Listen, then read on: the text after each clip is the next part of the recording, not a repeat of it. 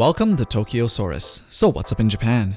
Remember what you used to read when you were a kid? That's right, you didn't read, but that's okay because books are boring. But not in Japan. This book called Oshiri Tante, or Butt Detective, has broken records left and right.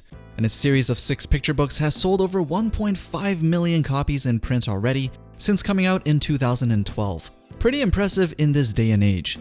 But it's gotten so big in fact that Toei, the creators of Dragon Ball Super, has decided to make an anime out of it, and sparing no expenses at it when it comes to hiring big-time voice actors like Boruto's voice from Boruto and Reigen's voice from Mob Psycho, just to name a few. But what in the world is Butt Detective about? Being able to capture the hearts and shelf space of millions of people in Japan. Well, let's start with Butt Detective himself.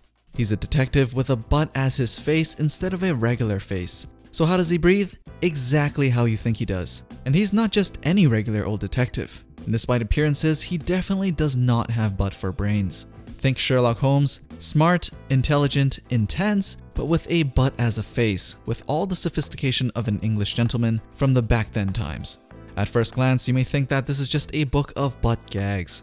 And I am not saying that it is not that, because there are definitely a lot of butt jokes in Butt Detective. One of his favorite lines is, "I smell trouble." And when he's in trouble, he will not hesitate to cut a good one right from his face. Not only does he have the smarts of Sherlock Holmes, but he also has a superpower. Not even fair. But if you actually read it or watch it later, you will realize this book actually takes itself pretty seriously, especially for a book geared towards kids with full-blown investigations that guides the readers through examining evidence and identifying witnesses to solve the crime, just like a Sherlock Holmes story.